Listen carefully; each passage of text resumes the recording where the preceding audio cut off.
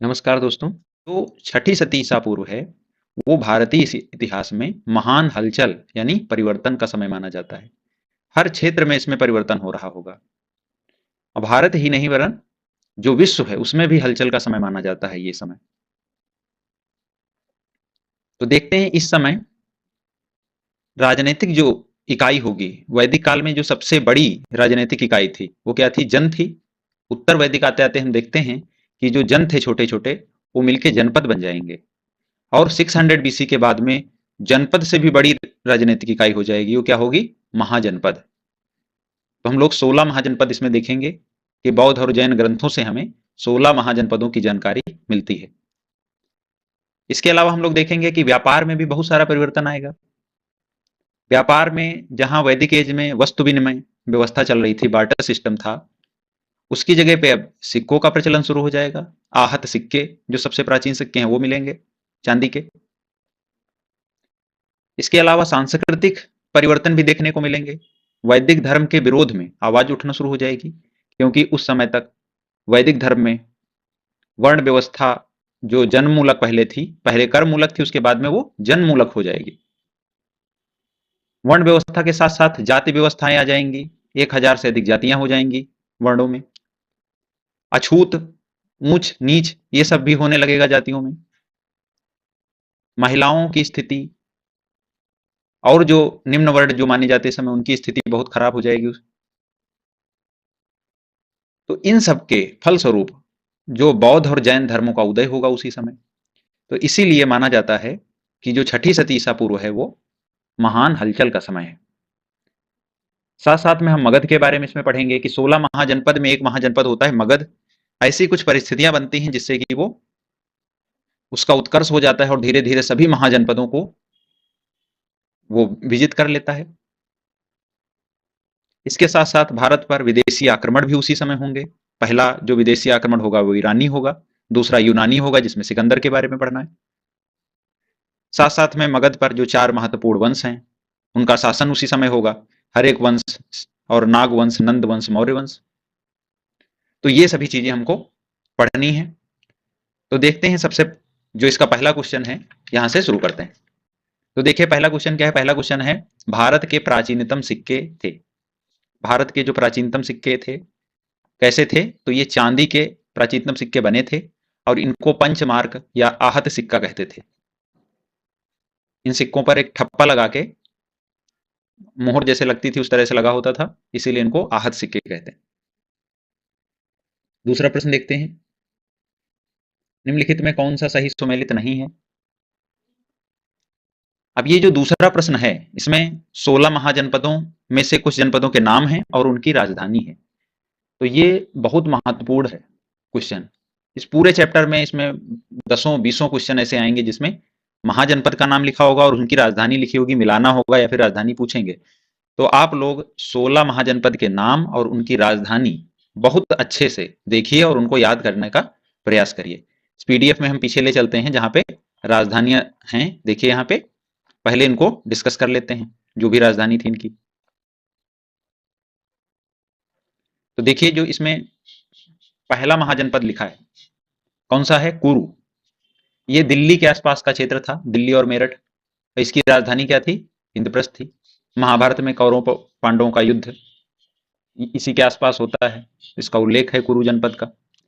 पांचाल महाजनपद है, पहला कुरु जनपद हो गया, कुरु महाजनपद, फिर पांचाल। पांचाल की राजधानी दो थी, अहिछत्र और काम्पिल्य। राजधानी याद रखना है आप लोगों को, पांचाल की राजधानी अहिछत्र और काम्पिल्य थी।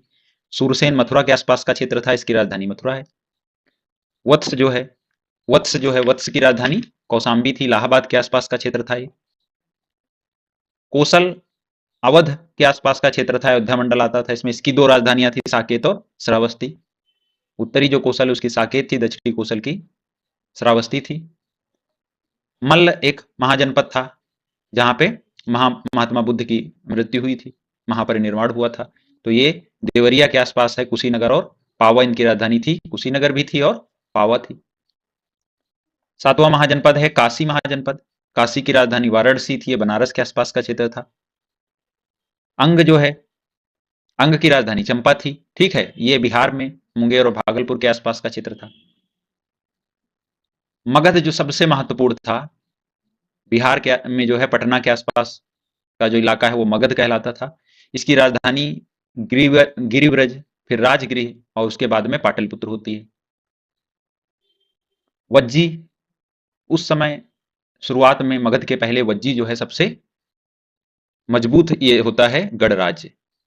कुछ उस समय गणराज्य भी थे और कुछ राजतंत्रात्मक शासन व्यवस्था वाले थे। तो वज्जी जो है मिथिला, वैशाली, जनकपुरी, ये राजधानियां हैं। इसमें आपको वैशाली याद रखना है। वज्जी की राजधानी क्या है? वैशाली है। मुजफ्फरपुर के आसपास का क्षेत्र है ये। चेदी जो है ये बुंदेलखंड का आसपास का क्षेत्र है। इसका सोथ्यवती या सुक्तिमती, ये कहीं कहीं सुक्तिमती भी लिखा मिलता है। तो चेदी महाजनपद। मत्स्य जो है, मत्स्य महाजनपद है जयपुर राजस्थान का। इसकी विराटनगर थी राजधानी। अस्मक जो है, अस्मक की पोटिल या पोतन थी। अस्मक गोदावरी के तट पे था ये। अवंती बहुत इंपॉर्टेंट है। अवंती ये जो है मालवा के क्षेत्र में था, मध्य प्रदेश में।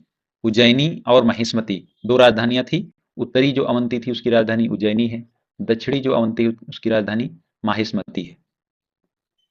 दो और महाजनपद बचे हैं। कौन से? गांधार। गांधार जो है ये पाकिस्तान में पेशावर के आसपास का क्षेत्र था। इसकी राजधानी थी तक्षशिला।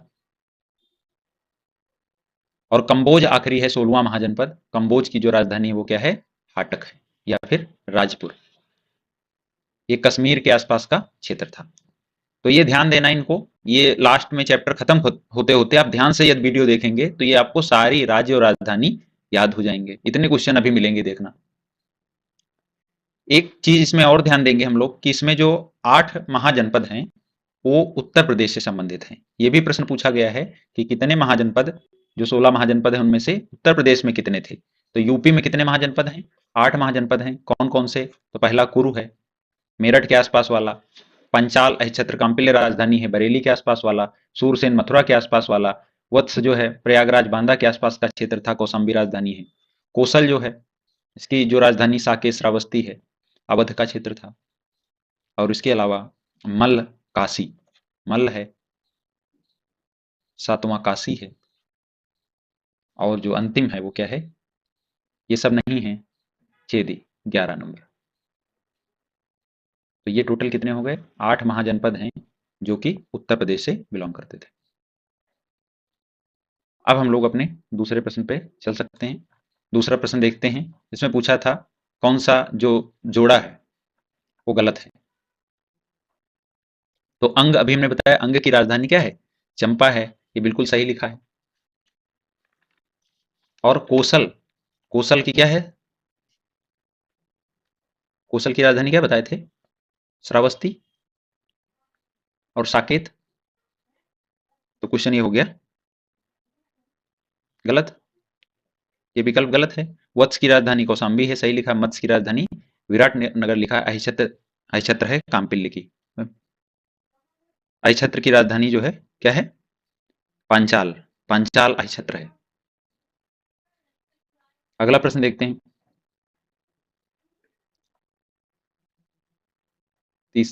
प्रश्न नंबर 3 है। मिलान करना है इसमें भी। एक तरफ राजा लिखे हैं और दूसरी तरफ उनका राज्य है। इसमें जो 2-3 राजा हैं वो बहुत बहुत फेमस हैं। जो ये चंद्र प्रद्योत था, ये अवंती नरेश चंद्र प्रद्योत, इसकी कई जगह इसका उल्लेख मिलता है। अवंती का रहने वाला था। अगला उदयन है। जो उदयन जो है वो कहाँ का था? वो कौशाम्बी का है। उदयन अलग है, उदयन अलग है। उदयन जो है वो कौशाम्बी का है, यानी कि उसकी राजधानी थी वत्स, वत्स कौशाम्बी। प्रसेनजित जो है वो कौशल का है। इसकी राजधानी कौशल की क्या थी? श्रावस्ती, साकेत। अजातशत्रु तो कहाँ का है? मगध का। इनकी राजधानियां सबकी देख लीजिए। मगध की गिरिव्रज या राजगृह था। वत्स की कौशाम्बी राजधानी है। अवंती की उज्जैन और महिष्मती 2 हैं। और कौशल की साकेत और श्रावस्ती है। अगला 4th क्वेश्चन देखते हैं। इसमें लिखा है कि चंड चंड प्रद्योत किस प्राचीन गणराज्य के राजा थे? तो चंद्र प्रद्योत अभी हमने बात किया था कहाँ के थे? अवंती गणराज्य के राजा थे। इनके जो है पांडु रोग या पीलिया हो गया था, तो जो बिंबिसार है मगध का जो राजा था, उसने अपने राजवैद्य जीवक को उपचार के लिए भेजा था, जिससे इनके और मगध के बीच में मैत्रीपूर्ण जो है संबंध हो गए थे। नेक्स्ट क्वेश्चन है कि अभिलेखी साक्ष्य से प्रकट होता है कि नंद राजा के आदेश से एक नहर खोदी गई थी। कौन से अभिलेखी साक्ष्य से प्रकट होता है कि नंद राजा के आदेश से एक नहर खोदी गई थी? तो नंद राजा जो है पहले नंद वंश के संस्थापक थे, महापदम नंद। महापदम नंद। तो एक अभिलेख है हाथी गुम्फा अभिलेख, खारवेल का। किसका? खारवेल का। ये बहुत इंपॉर्टेंट अभिलेख है, खारवेल का हाथी गुम्फा अभिलेख। तो यहाँ का खारवेल राजा था कलिंग का, और इसके अभिलेख से पता चलता है कि महापदम नंद ने कलिंग पर विजय प्राप्त किया था और यहाँ पे नहर खुदवाई थी। नहर के बारे में पहला जो अभिलेखी साक्ष्य मिलता है वो खारवेल का हाथी गुम्फा अभिलेख है। नेक्स्ट क्वेश्चन, क्वेश्चन नंबर 6 है, उज्जैन का प्राचीन काल में नाम क्या था? तो उज्जैन जो है उसका प्राचीन काल में जो नाम है वो है अवंतिका। अवंतिका नाम है उज्जैन का। इसकी दो राजधानियां थी, अवंतिका की या फिर उज्जैन की। एक तो उज्जैन है, दूसरा महिष्मति।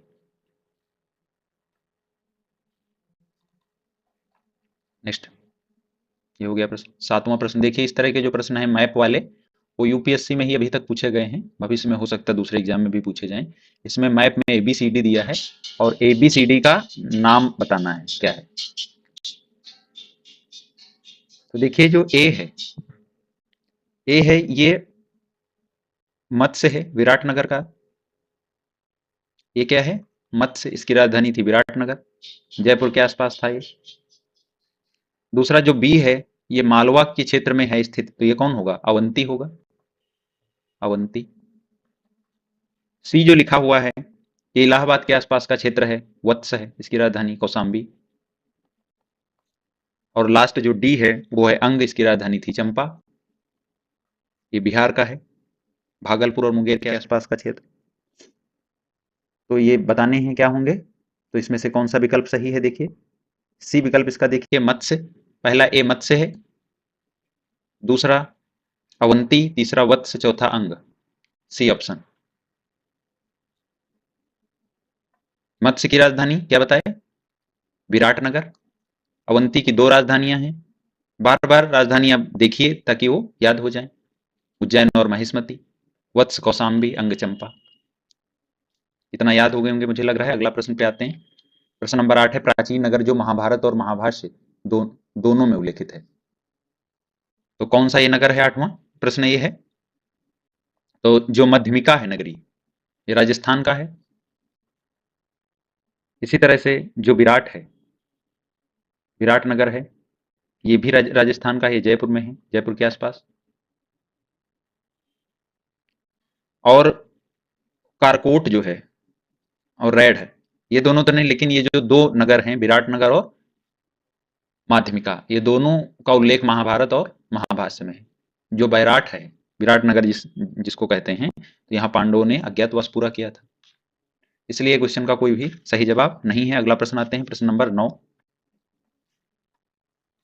9वां प्रश्न है, पाटलिपुत्र के संस्थापक। देखिए पाटलिपुत्र का जो संस्थापक था वो उदयन है। उदयन याद रखना नहीं है, क्या है? उदयन है। उदयन जो है मगध का जो हर्यक वंश है उससे संबंधित है ये। तो ये जो है राजधानी राजगृह से पाटिल ले जाएगा। पहले राजगृह थी राजधानी मगध की, उसके बाद में ये चेंज करके क्या करेगा? पाटलिपुत्र। तो पाटलिपुत्र का संस्थापक उदयन माना जाता है। दूसरा ऑप्शन जो इसमें बिंबिसार है, देखिए ये जो बिंबिसार है ये भी हर्यक वंश का है, ये हर्यक वंश का संस्थापक है बिंबिसार। फिर अजातशत्रु दूसरे नंबर पे आएगा, तीसरे नंबर पे उदयन आएगा, ये सब हर्यक वंश के हैं। अशोक जो है वो जानते हैं आप लोग, मौर्य वंश का बहुत प्रतापी राजा है। महापद्म नंद नंद वंश का संस्थापक है। अगले प्रश्न पे आते हैं, प्रश्न नंबर 10 है, मगध राज्य की राजधानी पाटलिपुत्र के बारे में निम्नलिखित में से कौन सा कथन सत्य है? पाटलिपुत्र जो है इसको राजधानी बनाया था किसने? उदयन ने। क्यों राजधानी बनाया था? तो ये बहुत ही सुरक्षित जगह पे थी।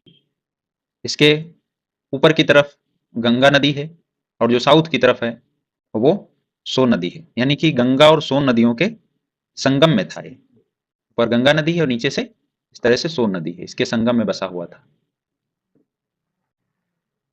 तो कौन सा सही होगा? C option. दक्षिण में विंध्य पर्वत से, पूर्व में गंगा से, नहीं, दूसरा दूसरा क्या है? पाटलिपुत्र उत्तर में गंगा नदी है और दक्षिण में इसके पश्चिम में क्या है? सोन नदी है। अगला प्रश्न है प्रश्न 11। पाटलिपुत्र को किस शासक ने सर्वप्रथम अपनी राजधानी बनाया? तो कौन बनाया था? उदयन बनाया था, लेकिन उदयन इसमें नहीं है, तो उदयन के बाद का जो पहला शासक उसको लगा सकते हैं हम लोग। जैसे इसमें जो सबसे पुराना शासक कनिष्क तो बहुत बाद का है, अशोक ये जो है मौर्य वंश का है, चंद्रगुप्त विक्रमादित्य ये तो अशोक के भी बाद के हैं, तो इसमें सबसे पुराना कौन हो गया? चंद्रगुप्त मौर्य। ठीक है, ये ज्यादा सही नहीं है क्वेश्चन, क्योंकि राजधानी जो बनाएगा वो कौन बनाएगा? वो उदयन है। 12 प्रश्न नंबर देखिए। 12 प्रश्न नंबर है, निम्नलिखित में से किस राजा ने पाटलिपुत्र बसाया था? कौन सा राजा जो पाटलिपुत्र बसाएगा? तो उदयन। नेक्स्ट, किस शासक द्वारा सर्वप्रथम पाटलिपुत्र राजधानी के रूप में चयन किया गया? बार बार वही क्वेश्चन आ रहा है अलग अलग एग्जाम में, इसको ध्यान रखेंगे। उदयन ने पाटलिपुत्र को बसाया था, पहली राजधानी जो पाटलिपुत्र से राजगिर से पाटलिपुत्र बनाया था वो भी कौन है? उदयन है। उदयन वासोदत्ता की दंत कथा किससे संबंधित है? प्रश्न नंबर 14। तो देखिए, महाकवि जो भास है उनका एक नाटक है स्वप्न वासवदत्तम। किसका? महाकवि भास का नाटक है स्वप्न वासवदत्तम।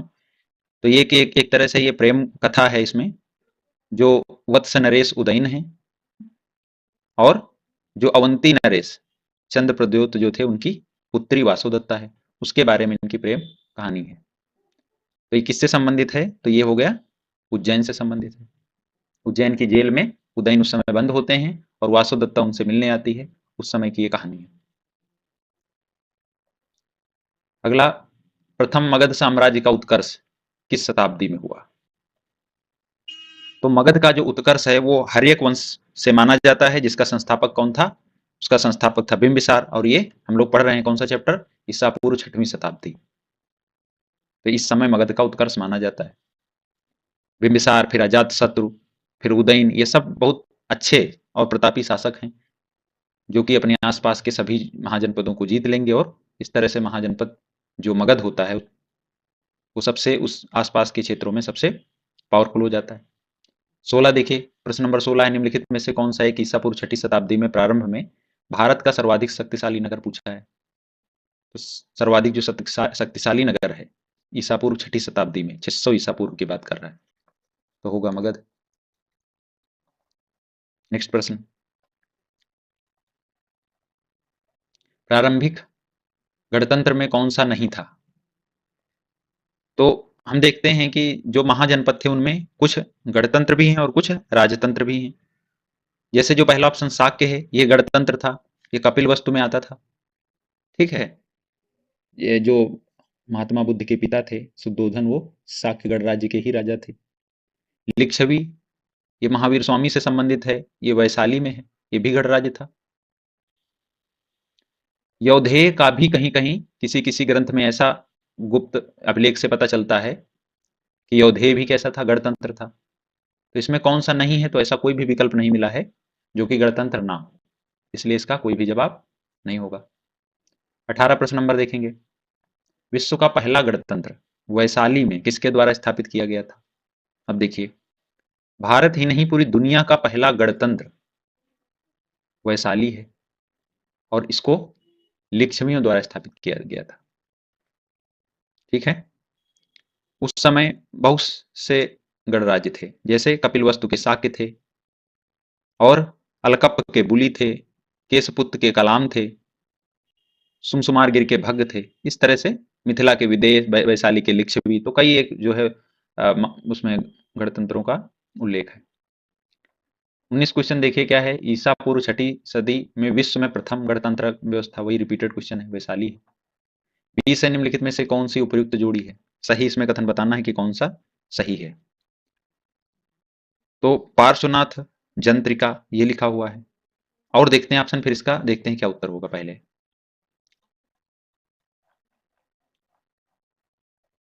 इसमें लिखा है कि बिंदुसार शाक्य, तो बिंदुसार जो था वो मगध से संबंधित है, ना कि शाक्य से संबंधित है। शाक्य से तो सिद्धोधन थे, तो बिंदुसार कहाँ से? ये मगध का राजा था। स्कंदगुप्त जो है वो मौर्य वंश से नहीं संबंधित है, ये गुप्त वंश से संबंधित है। इसी तरह जो चेटक है वो लिच्छवीगढ़ राज्य से संबंधित है, तो ये सही लिखा है, बाकी सभी क्या है? गलत है। नेक्स्ट 21 प्रश्न नंबर है, छठी शताब्दी ईसा पूर्व के 16 महाजनपदों के विषय में निम्नलिखित में से किस बौद्ध ग्रंथ में सूचना मिलती है? जो 16 महाजनपद हैं छठी शताब्दी में ईसा पूर्व, इनकी जो जानकारी है वो दो महत्वपूर्ण ग्रंथों से मिलती है। एक तो बौद्ध ग्रंथ है, कौन सा? अंगुत्तर निकाय। और दूसरा जो जैन एक ग्रंथ है भगवती सूत्र। भगवती सूत्र ये जैन है। तो ये पूछा जाए कौन से बौद्ध ग्रंथ में सूचना है, तो अंगुत्तर निकाय। कौन से जैन ग्रंथ में 16 महाजनपदों की जानकारी है, तो भगवती सूत्र। दोनों को याद रखेंगे। 16 महाजनपदों की जानकारी कहां से मिलती है?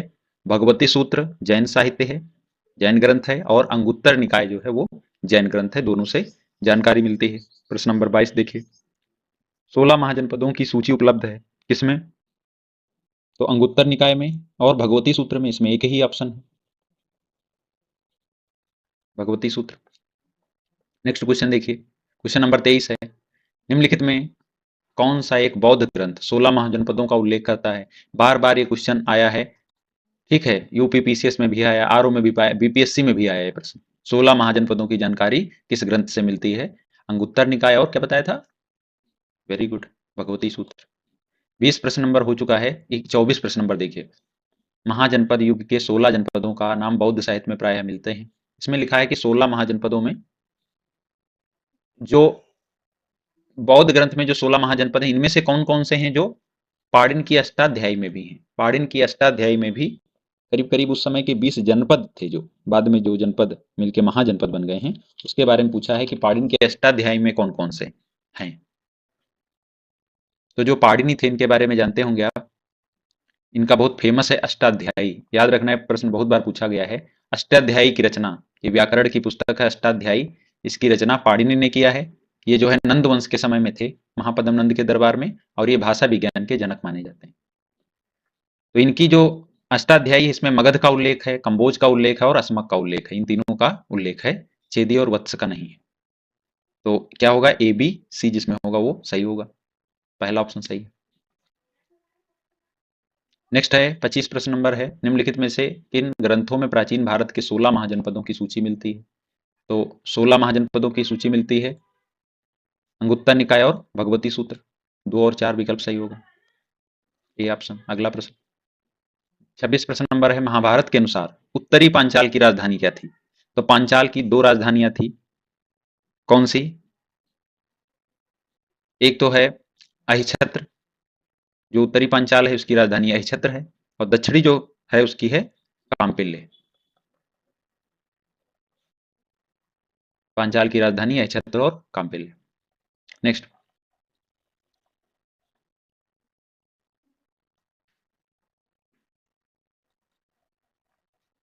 प्रश्न नंबर 27 है, 16 महाजनपदों के युग में मथुरा इनमें से किसकी राजधानी थी?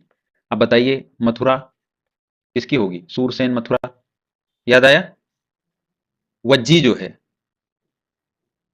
ये वैशाली है, इसकी राजधानी क्या है? वज्जी, वैशाली। वत्स, कौशाम्बी, और एक ऑप्शन है जो काशी, वाराणसी। याद करते रहना साथ साथ में, बार बार देखेंगे तो ये याद हो जाएंगे। सूरसेन की मथुरा हो गई। 28 में देखिए फिर से वही प्रश्न पूछा है कि चंपा किस महाजनपद की राजधानी थी? तो मगध की सबको पता है, राजगृह थी, बाद में पाटलिपुत्र है। वज्जी की अभी बताया, वज्जी की क्या है? वैशाली है, मिथिला भी थी। कौशल की साकेत, श्रावस्ती, कौशल। और अंग की क्या है? चंपा है, जो पूछा है प्रश्न। 29 प्रश्न नंबर देखिए, फिर से इसमें जो है राजधानी से ही संबंधित है। सुक्तिमती, 6वीं शताब्दी ईसा पूर्व, सुक्तिमती या सोथ्यवती इसी को कहते थे, ये किसकी राजधानी थी? तो जो चेदी है महाजनपद, इसकी राजधानी क्या थी? सोथ्यवती या सुक्तिमती थी। पांचाल की दो राजधानी थी, अहिछत्र और काम्पिल्य। कुरु की जो राजधानी है वो क्या थी? इंद्रप्रस्थ, याद होगा, इंद्रप्रस्थ थी। अवंती की दो राजधानियां थी, उत्तरी अवंती की थी उज्जैन, और दक्षिणी जो है उसकी राजधानी थी माहिष्मती। ठीक है, तो ये सुक्तिमती या सोथवती किसकी थी? चेदी महाजनपद। 20 प्रश्न नंबर, अगला प्रश्न नंबर है 30। गोदावरी नदी के तट पे कौन सा था? तो असमक हमने अभी थोड़ी देर पहले देखा था। असमक कहाँ था? गोदावरी के तट पे था। इसकी राजधानी है पैठन या पोटिल भी कहते हैं। तो पैठन हो गया। अवंती बात कर लिया, उज्जैन महेशमती, वत्स कौसाम्बी और कंबोज ये कश्मीर के आसपास का क्षेत्र था। कंबोज इसकी राजधानी है हाटक। नेक्स्ट क्वेश्चन, क्वेश्चन नंबर 31 है। 6ठी शताब्दी ईसा पूर्व मत्स्य जन महाजनपद कहाँ था? तो मत्स्य याद होगा, विराटनगर इसकी राजधानी थी। और हमने बताया था ये आधुनिक जयपुर शहर के आसपास में इसके साक्ष्य मिले हैं। तो ये कहाँ होगा? राजस्थान में था। प्रश्न नंबर नेक्स्ट है 32 होगा प्रश्न नंबर। प्रश्न नंबर 32 है कि मगध की राजधानी कौन सी थी? तो मगध की राजधानी इनमें से कौन सी है? गिरिब्रज या राजगृह है बाद में, जो कि क्या हो जाएगी? पाटलिपुत्र हो जाएगी। ठीक है, मगध का पहली बार इसमें आया है उल्लेख। इसमें 4 वंशों को याद रखना है आपको। हर एक वंश, इससे भी पहले किसी किसी ग्रंथों में बृहद्रथ वंश की बात है, बृहद्रथ वंश। लेकिन जो मुख्य जो वंश है पहला, वो क्या है? वो है हर्यक वंश।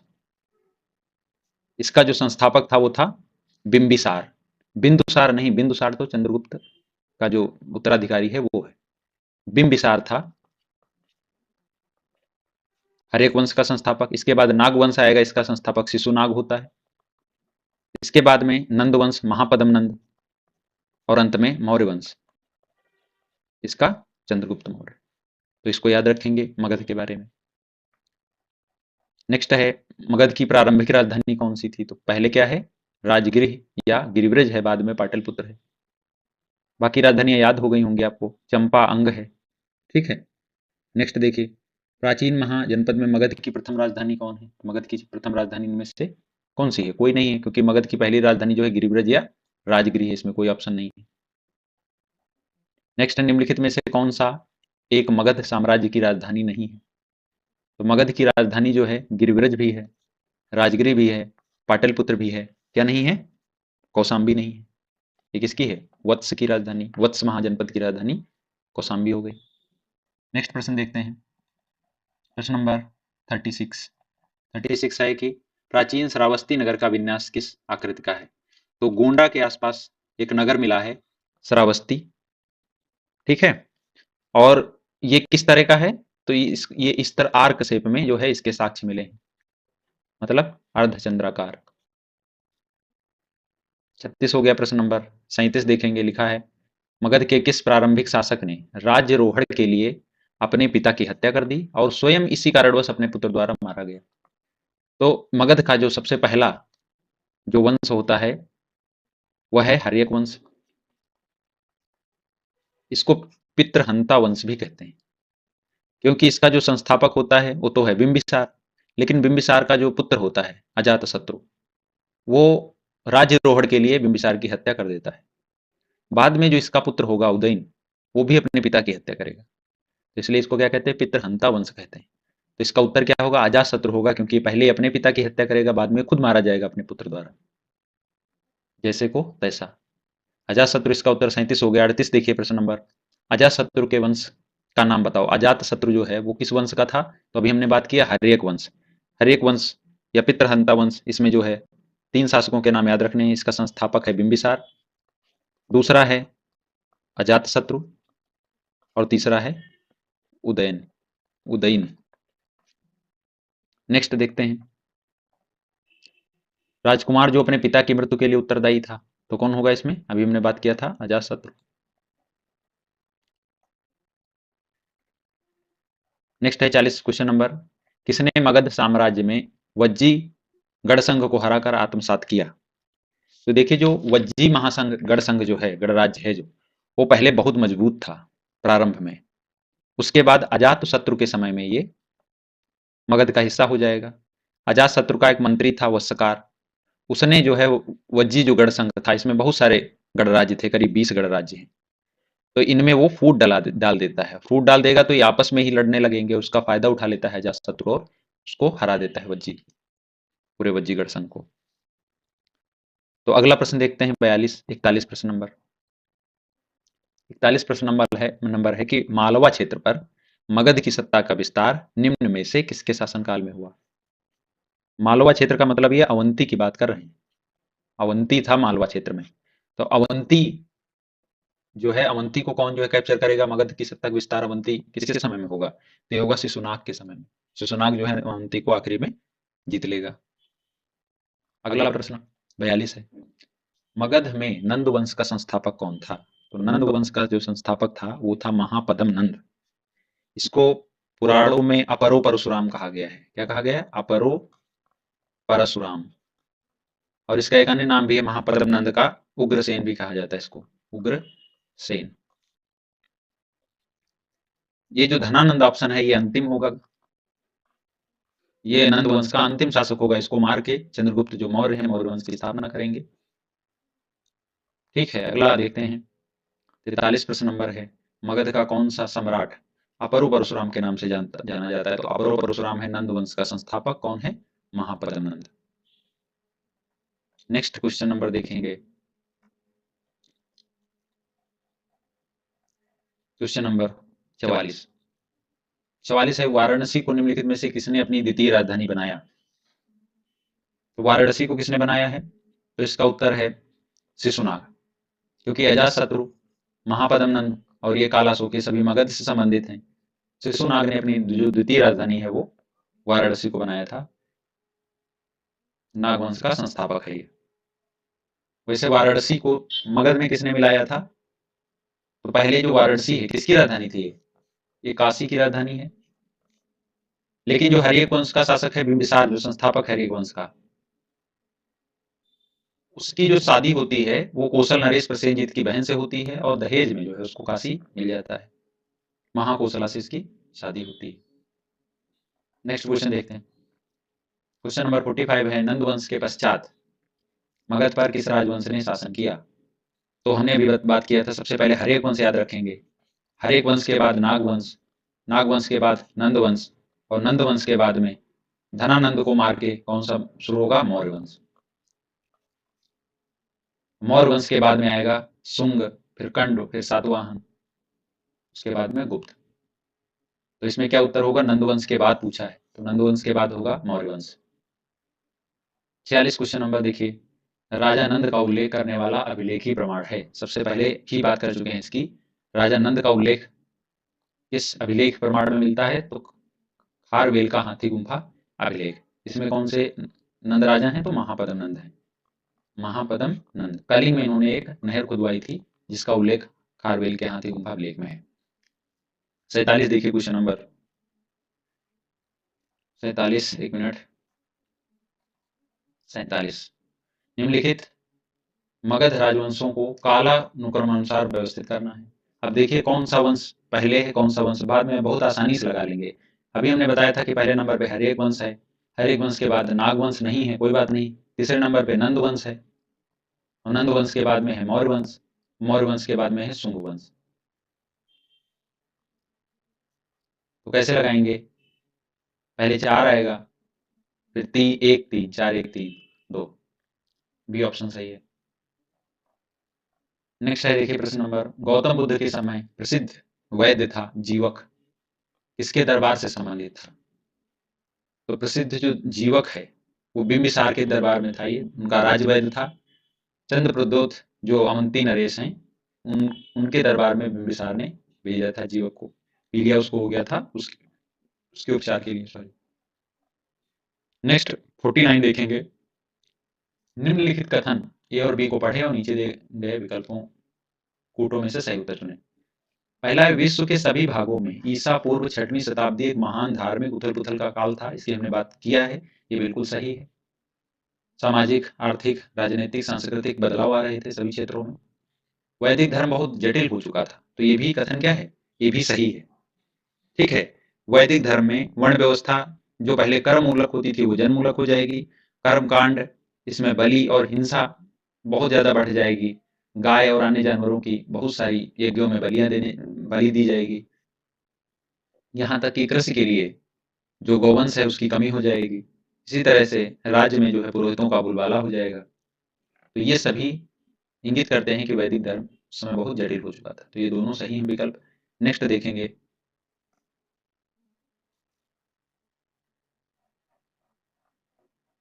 प्रश्न नंबर है 50। कालपी नगर किस नदी के किनारे है? कालपी जालौन के आसपास का ये नगर है, जालौन के पास में, और ये किस यमुना के किनारे स्थित है। नेक्स्ट है 51। प्रश्न नंबर देखिए क्या है। इसमें लिखा है कि सूचीवन को 2 से मिलाना है। एक तरफ प्राचीन जनपद, दूसरी तरफ राजधानी है, तो ये तो सब लोग अब कर लेंगे। कुरु की राजधानी क्या है? कुरु की इंद्रप्रस्थ बताया था, सबसे पहला महाजनपद आया था दिल्ली के आसपास वाला, कुरु इंद्रप्रस्थ। पांचाल की राजधानी क्या बची? अहिछत्र। पांचाल अहिछत्र 2 थी राजधानी। कोसल, साकेत और श्रावस्ती, ठीक है, कोसल की भी 2 राजधानी थी। वत्स की राजधानी क्या है? कौशाम्बी। नेक्स्ट क्वेश्चन पे आते हैं। क्वेश्चन नंबर है, एक मिनट, 52 क्वेश्चन नंबर है। इसमें भी मिलाना है उसी तरह से, जनपद है और राजधानियां हैं। ये सब करिए क्वेश्चन, इसके मत करिए ताकि याद हो जाए। जैसे मत्स्य, मत्स्य जो है जयपुर के आसपास का क्षेत्र बताया था, ये भी याद रखना है आपको। मत्स्य जयपुर के आसपास का क्षेत्र था, इसकी राजधानी विराटनगर है। कुरु जो है वो दिल्ली मेरठ के आसपास का क्षेत्र था, इंद्रप्रस्थ इसकी राजधानी। सूरसेन जो है इसकी राजधानी मथुरा है। असमख जो आंध्र प्रदेश या गोदावरी के तट पे था, इसकी राजधानी पोर्टल या पोतन है। समझ गए? अगला प्रश्न पे आते हैं, अगले प्रश्न पे आते हैं। प्रश्न नंबर है 53। इसमें भी वही है कि कौन सा सुमेलित नहीं है, गलत वाला बताना है। 3 विकल्प इसके सही हैं।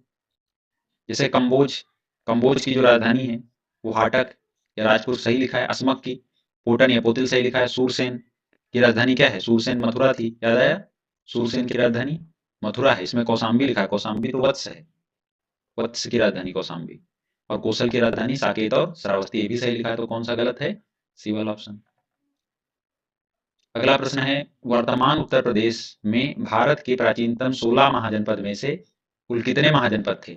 ये हम बता चुके हैं कि 16 महाजनपद में 8 महाजनपद जो है वो उत्तर प्रदेश में स्थित थे। ठीक है, 8 महाजनपद में कौन थे? तो एक कुरु था मेरठ के आसपास वाला, पांचाल था बरेली के आसपास वाला, काशी वाराणसी के आसपास का था, कोसल अयोध्या, सूरसेन मथुरा, और चेदी जो बुंदेलखंड में था, वत्स बांदा और प्रयागराज के आसपास, और मल्ल देवरिया जिले में। तो ये जो 8 महाजनपद हैं ये उत्तर प्रदेश में आते थे। नेक्स्ट बस थोड़े से क्वेश्चन और बचे हैं, शायद एक है और। हाँ, क्वेश्चन नंबर 55 है, निम्नलिखित में से कौन सा एक कथन प्राचीन भारत की श्रेणी व्यवस्था के बारे में गलत है, असत्य बताना है। तो जो श्रेणी व्यवस्था थी, श्रेणी का मतलब है जो सिर्फ व्यापार करने वाला जो समूह, उसको श्रेणी कहते हैं। श्रेणी कभी आए तो समझ लो ये किससे संबंधित है? व्यापार से संबंधित है। व्यापार 6ठी शताब्दी ईसा पूर्व तक बहुत ज्यादा विकसित अवस्था में आ जाएगा। इस समय एक समूह बनेगा जो श्रेणी कहलाएगा। इनका जो कार्य था वो पूरे वाणिज्य और व्यापार पे नियंत्रण था, यहाँ तक कि वस्तुओं की गुणवत्ता भी ये निर्धारित करते थे और उनके मूल्य भी निर्धारित करते थे। साथ साथ में जो दुकानदार थे उनके आचरण पर भी नियंत्रण रखते थे, कोई मिलावटी सामान ना आ पाए। तो इससे कौन सा गलत होगा? इसमें लिखा है व्यापारिक कारीगरों का संगठन था, सही है। उत्पादित वस्तुओं की गुणवत्ता और कीमत संबंधित श्रेणी द्वारा निर्धारित की जाती थी, ये भी सही है। तीसरा लिखा है श्रेणी अपने सदस्यों के आचरण पर नियंत्रण रख सकती थी, ये भी सही है। और डी ऑप्शन जो है श्रेणी व्यवस्था मात्र उत्तर भारत में है, तो ये गलत है। दक्षिण भारत में भी श्रेणियों के प्रचलन का उल्लेख है। 55 हो गया। तो ये हमने चैप्टर कर लिया, कौन सा? 600 ईसा पूर्व में राजनीतिक दशा कैसी थी। अगला जो है चैप्टर यूनानी आक्रमण, इसमें बहुत कम प्रश्न हैं। मुश्किल से कितने प्रश्न हैं? सिर्फ और सिर्फ 7 या 8 प्रश्न हैं। इसलिए इसको तुरंत देख लेंगे ताकि ये भी चैप्टर हमारा आज की डेट में कवर हो जाए। तो यूनानी आक्रमण में बेसिकली क्या हमें पढ़ना है? सिकंदर के बारे में है। जो सिकंदर है वो प्राचीन में जो यूनान देश था उसका एक छोटा सा राज्य था, क्या? मकदूनिया। वहां फिलिप जो राजा थे उनका पुत्र है, इसके पिता का नाम फिलिप है। और एक महान दार्शनिक हैं, कौन? अरस्तु। इनका ये शिष्य था। ठीक है, 327 याद रखना, 327 ईसा पूर्व के आसपास ये भारत और ईरान को जीतता हुआ हिंदुकुश पर्वत पार करेगा और पहली बार भारत पर आक्रमण, जो पाकिस्तान अफगानिस्तान का क्षेत्र है आधुनिक समय में, वहां पे पहला आक्रमण होगा इसका। उस समय मगध में जो राजा था वो कौन था? मगध में नंद वंश का शासन था, धनानंद जो है राजा था इस समय। इतना याद रखेंगे। अब देखते हैं इसके प्रश्न क्या हैं, उस हिसाब से हम लोग बात करेंगे। तो ये प्रश्न हो गया दूसरा, पहला देखते हैं इस साइड में होगा। जो भी एक्सप्लेनेशन होता है उसके पहले जो दिया होता है चैप्टर के पहले, वो मैं इसीलिए नहीं बताता हूँ, फिर क्वेश्चन समझने का कोई मतलब नहीं रह जाएगा। जो लिखा है, ये जो घटना चक्र वाले हैं, इन्होंने जो वो बनाया है इसकी समरी, वो उस हिसाब से बना दिया है कि जो क्वेश्चन में जो लिखा है एक्सप्लेनेशन, वह उठा के पूरा समरी में रख दिया है। इसलिए यदि आपको कभी बुक पढ़ना हो घटना चक्र की, तो सबसे पहले आप क्वेश्चन देखिए, क्वेश्चन एक बार पढ़िए, वो जो नहीं आ रहे हैं उनको सही से समझिए, उसके बाद में जब रिवाइज करना कभी हो तब समरी देखिए। पहले समरी पढ़ेंगे फिर सारे क्वेश्चन बन जाएंगे आपसे, फिर लगेगा कि इसमें तो सब आते थे, कोई नहीं, डाउटफुल है। तो इसलिए हम सीधे सीधे क्वेश्चन की बात करते हैं और साथ में इसकी जो समरी है उसको बताते चलते हैं। अब देखिए, सिकंदर के हमले के समय, पहला प्रश्न है, सिकंदर के हमले के समय उत्तर भारत पर निम्नलिखित राजवंशों में से किसे का शासन था? तो अभी अभी हमने बताया कि भारत पर उस समय नंद वंश का शासन था, राजा था धनानंद। नेक्स्ट है